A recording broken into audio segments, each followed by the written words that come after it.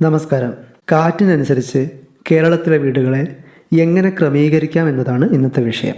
കേരളത്തിൽ പൊതുവെ രണ്ട് രീതിയിലുള്ള കാറ്റാണുള്ളത്. തെക്ക് പടിഞ്ഞാറ് ഭാഗത്ത് അറബിക്കടലിൽ നിന്ന് വരുന്ന ഈർപ്പമുള്ള തണുത്ത കാറ്റും കിഴക്ക് നിന്നും വടക്ക് കിഴക്ക് നിന്നും അടിക്കുന്ന ഈർപ്പം കുറവുള്ള കാറ്റും.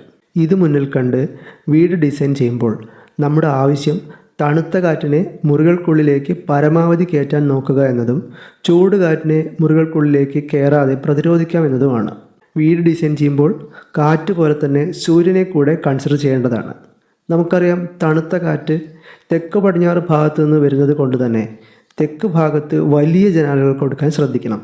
കൂടാതെ ഡിഫ്യൂസ്ഡ് ആയിട്ടുള്ള സൂര്യപ്രകാശമാണെങ്കിലും തെക്ക് ഭാഗത്ത് നല്ല രീതിയിൽ സൺഷെയ്ഡ് നൽകിയില്ലെങ്കിൽ സൂര്യപ്രകാശം മുറികൾക്കുള്ളിലേക്ക് പ്രവേശിക്കും. കൂടാതെ വിൻഡോ ലെവലിലുള്ള ചെറിയ മരങ്ങൾ, പൂർണ്ണമായി ക്ലോസ്ഡ് ആയ മതിലുകൾ, ഇവയെല്ലാം തന്നെ കാറ്റിൻ്റെ ഗതിയെ പൂർണ്ണമായി തടയും. മതിലുകൾ പണിയുമ്പോൾ കാറ്റിൻ്റെ സഞ്ചാരത്തെ തടസ്സപ്പെടുത്താത്ത രീതിയിലുള്ള മതിലുകളാണ് നമ്മൾ പണിയേണ്ടത്.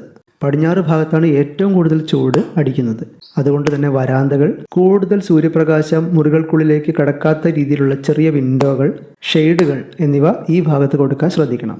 സാധാരണ കിഴക്ക് ഭാഗത്ത് അടിക്കുന്ന സൂര്യപ്രകാശത്തിന് പടിഞ്ഞാറ് ഭാഗത്തെ അപേക്ഷിച്ച് തീവ്രത കുറവായിരിക്കും. പക്ഷേ വേനൽക്കാലത്ത് അങ്ങനെയല്ല, കിഴക്ക് ഭാഗത്തും ചൂട് അനുഭവപ്പെടും. വീടിൻ്റെ ചുമരിലേക്ക് പ്രകാശം അടിക്കുന്നത് കുറയ്ക്കാൻ നല്ല രീതിയിൽ തന്നെ ഷെയ്ഡുകൾ അവിടെയും കൊടുക്കേണ്ടതാണ്.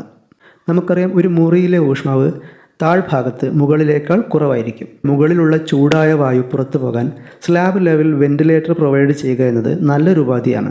കൂടാതെ വീട് പണിയുമ്പോൾ വീടിൻ്റെ ഓറിയൻറ്റേഷൻ കൂടെ ശ്രദ്ധിക്കണം. പടിഞ്ഞാറ് ഭാഗത്ത് കൂടുതൽ ചൂട് അനുഭവപ്പെടുന്നത് കൊണ്ട് തന്നെ അവിടെ എക്സ്പോഷർ കുറഞ്ഞ രീതിയിൽ വീട് അലൈൻ ചെയ്യുക. അതുപോലെ തന്നെ സ്ലോപ്പ് റൂഫുകൾ ചൂട് കുറയ്ക്കാൻ ഉപകരിക്കും. കാറ്റ് കുറച്ചുകൂടെ ഫ്രീ ആയി പാസ് ചെയ്യാൻ ഈ ടൈപ്പ് റൂഫുകൾ സഹായിക്കും. ഓവർ ഹാങ്സ് പടിഞ്ഞാറ് ഭാഗത്ത് പരീക്ഷിക്കാവുന്നതാണ്. പിന്നെയുള്ളത് സ്ട്രാറ്റജിക്കലായി കോർട്ട്യാർഡ് യൂസ് ചെയ്യുക എന്നതാണ്.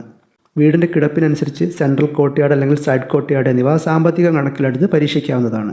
റിഫ്ലക്റ്റീവ് ആയ ലൈറ്റ് കളേഴ്സ് ആയ മെറ്റീരിയൽസ് ചുമരുകൾക്കും മേൽക്കൂരകൾക്കും ഉപയോഗിക്കാൻ ശ്രദ്ധിക്കുക.